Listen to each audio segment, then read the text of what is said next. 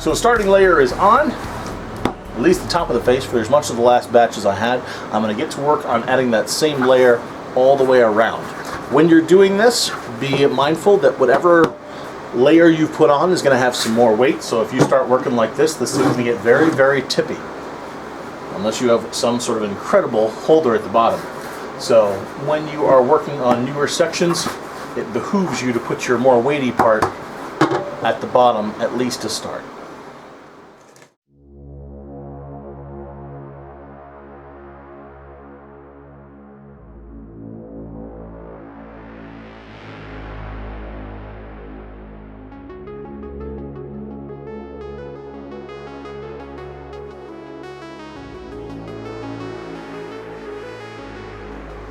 You might occasionally catch me on here putting a layer of paste down on the paper mache before I add the paper clay. And I'm doing this just to get a little bit more adhesion between the two surfaces. This is another thing I did not used to do. I used to just slap the paper clay right on there. But if I'm ever concerned that I can get a better grip between the clay and the paper, one quick flip-flap of sauce on here will, I think, increase the adhesion a bit. So that's why I'm doing that.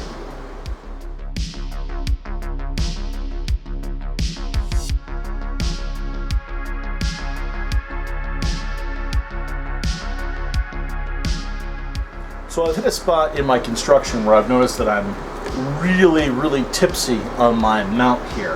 And in order to get this sucker set, I would have to probably put it on the bowl. But the downside is obviously this is wet clay. And if I do that, I'm going to get a bowl impression, where is it? All the way around there. I do not want that to happen. So that's an indicator to me that it's probably a time to stop and let this layer harden before proceeding on. So what I'm going to do now is I'm going to just smooth down the edges,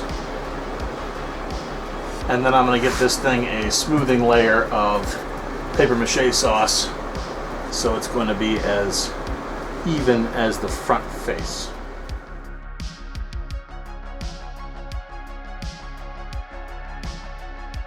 And finally, I'm just going to run my finger over this to try to get that extra layer of smoothness after I've given it kind of a sauce aftershave. And we'll see if we can get this any better. I'm going to pay particular attention to any areas of transition between my old hard mache and my new soft stuff. And I'll try to get those as smoothed it down and uniform as I can. With that all done, it's time to set this guy out to dry and then pick it up on the next time for him.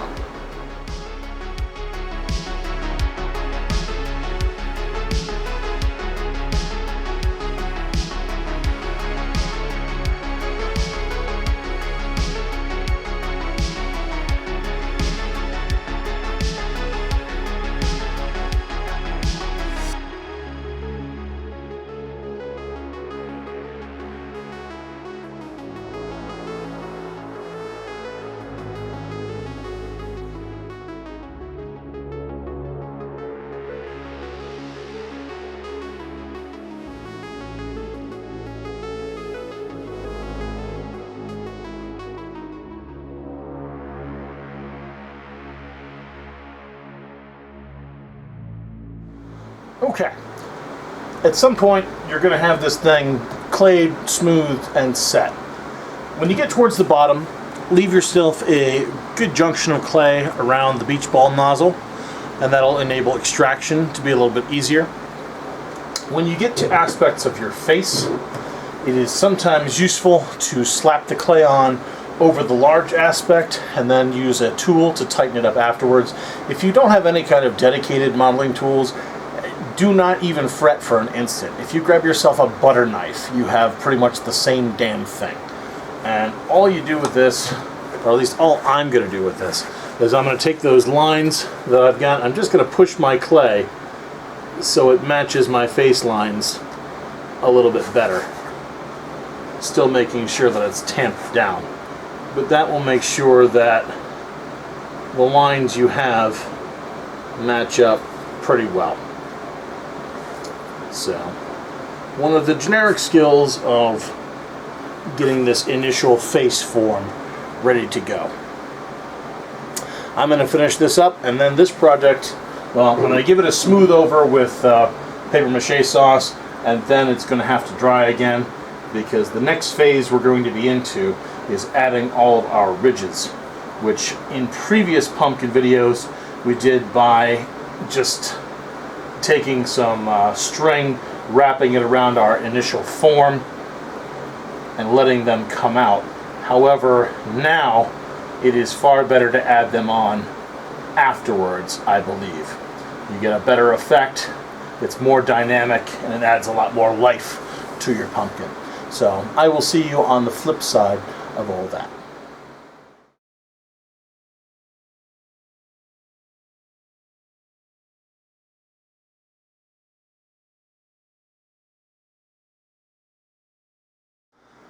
Alright, all the annoying part is done.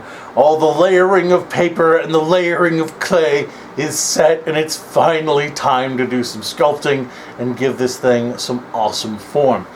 Now, with the old system I used to use of putting the skin paper on, you didn't really need too much else apart from make whatever kind of textural or texture all adjustments you wanted to. But in my new variation here, it's important to have your pumpkin lines in place, and they can be hard to track while you're in the middle of a sculpt. So I recommend that before you do that, you take some sort of non-water soluble marker. I'm using a Sharpie, you could use a pencil, and give yourself the vertical lines that will be there for your pumpkin, because they just won't always follow your plan as you're sculpting.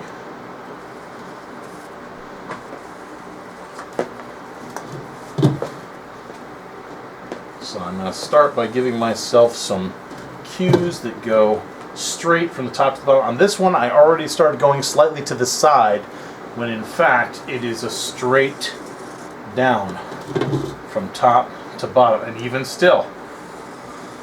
That's why I put these in here. It's hard to gauge by eye.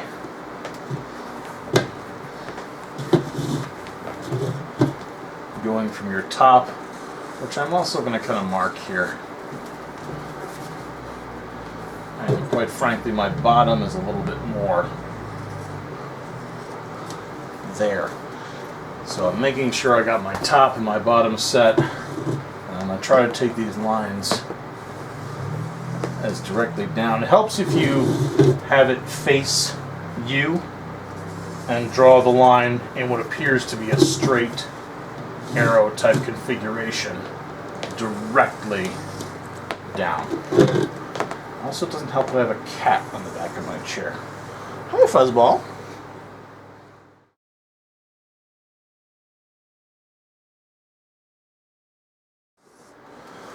I also like to give myself some half lines, going from midpoint to bottom, and some that go from top to midpoint.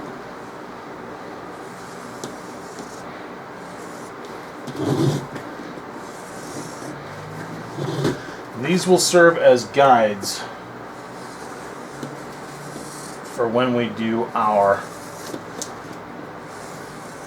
lines. You can do some that just don't even have an end point, just so you have a crease in the middle section.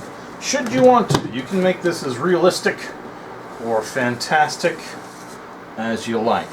It does not hugely matter. Though I do like to vary my lines. If I have one that goes down to the midpoint, I like to have my next one go from the top to the bottom, starting less than the polar set. That adds a nice bit of variety.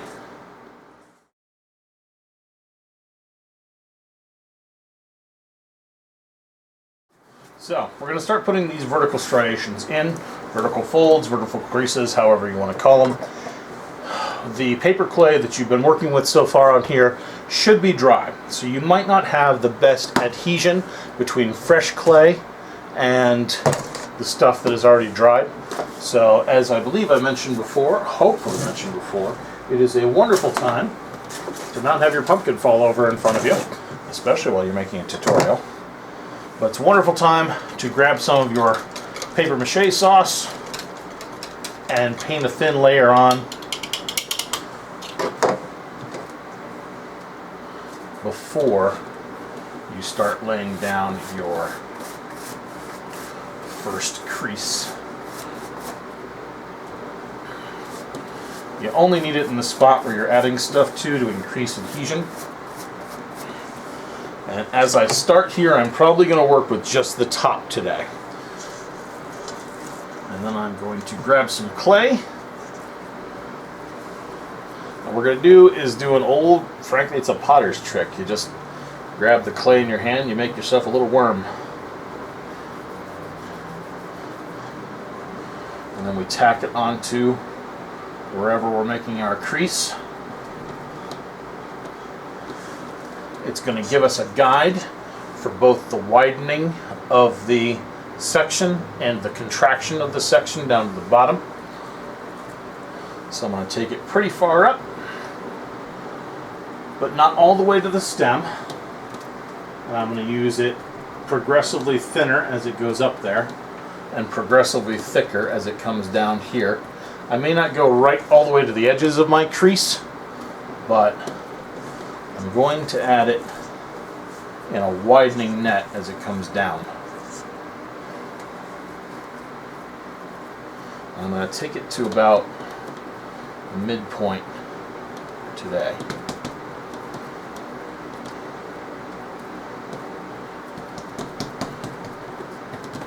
And if I want to get it wider, I just give it a whack and spread it out so it's filling up my crease line.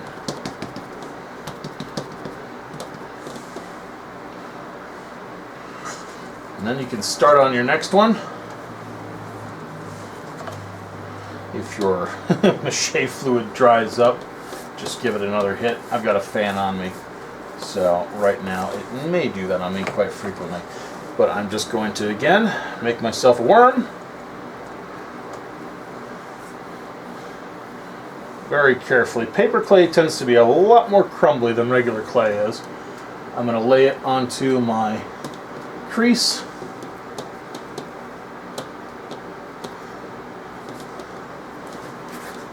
And if I need to remove a pinch, that's fine.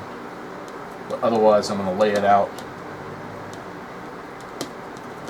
and pack it down. Now I'm going to do this for a little bit of a section here, and then I will show you how we use a paintbrush and maybe some sort of spacer modeler to get it all going. So I'll catch it in a slight little fast forward.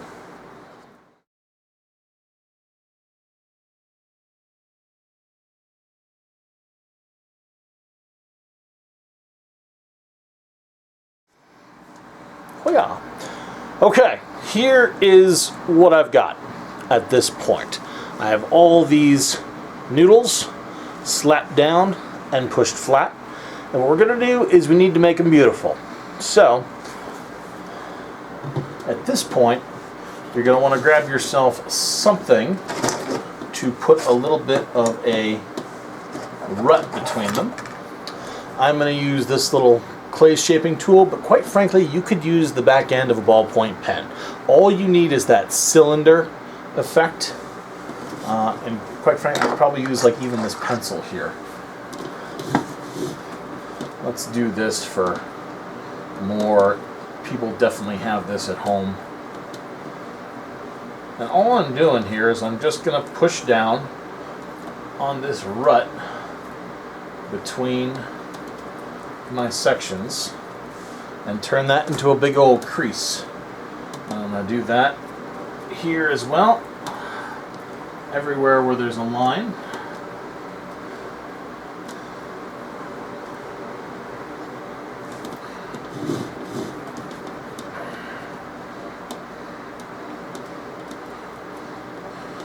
So like I said, if you got a pen, if you got a pencil, if you have something that's cylindrical, go to your silverware drawer. Maybe you got a fork handle, spoon handle, knife handle, that has a nice rounded contour to it. And this particular split line only goes part of the way up, so I'm only going to take it to here. In fact, pencil is kind of nice for that, just because the tip will give you a nice smooth insertion point. And then what I'm left with is something that looks like this, which is extremely pumpkin-like and authentic. If I was absolutely insane, I might even go for something smaller. I might take the end of a butter knife and give myself some micro grooves in there, but there's no guarantee, quite frankly, that these guys will hold up during the next phase. But like I said, if I was absolutely mad and insane, I might just do this to give myself even more pumpkin-y texture. Apparently I am mad and insane because I haven't stopped, so I guess we're doing this. Here's hoping it holds up. But your next phase is going to be to grab your brush and your Mache sauce, and we're going to paint all of this down. This is ridiculous. I don't know why I'm doing it. I have no idea how it's going to look. Oh my god. Well, here we go. Okay, so now it's time to make this pretty. Grab our brush, grab our sauce. We're going to dip it. Make sure we swirl it because some of the heavy stuff may have sunk to the bottom. And now we're going to paint everything down. And I should probably mention we're going to paint it all up and down vertically.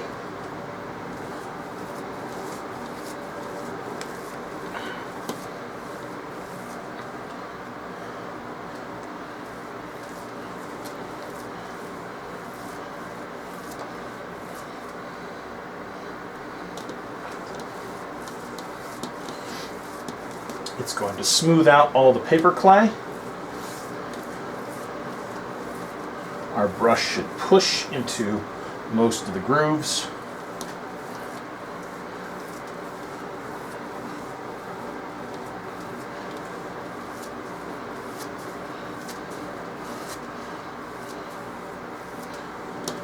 And what you're going to be left with is a very, very authentic looking pumpkin texture.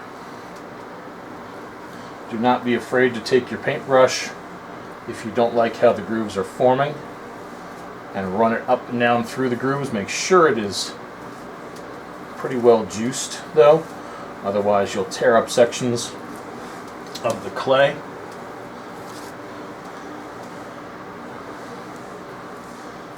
And voila, we have very easy, very smooth, very nice, very authentic pumpkin texturing that will dry in pretty much exactly that conformation. And we're going to keep going around. There are two things to consider about your start and stop points though. Over here is my start point. Next time I start this, I'm going to have to put a line in here, and if this edge is ragged and it hardens this way, then I may be out of luck and have a twitchy point for my next start. So I'm just going to push this a little bit. I'm going to make sure it doesn't interfere with my eye by pulling out that section and smoothing it down. And I'm going to make sure that this line here is just pretty straight, and then I'm going to run my brush along this edge. So I know that the next time I start here, the two sections should pretty seamlessly mesh with each other. I can always do work with a Dremel later on if there's carving and whatnot that needs to be done. And actually those little midlines did hold through. I might make those a bit deeper on the next attempt, but Right here, I want to make sure this is ready to meet up with another line. And the other spot we have to worry about is our bottoms. These guys also need to be ready to meet up with another line. So what we've got to do is we've got to take our finger and we've got to flatten them and make sure that they are ready to be continued, so we don't have a really bumpy junction between the two sections, because we're going to have to join up a lower section to them. So we'll make sure they're all facing down, they're all ready to receive another layer of clay onto them from the bottom.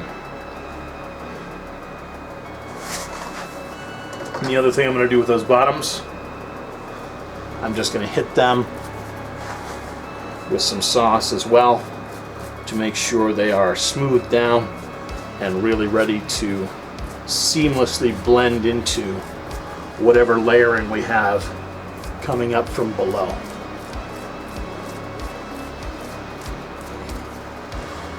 That is the general methodology, and I am just going to keep continuing it around as much as I can for today's work.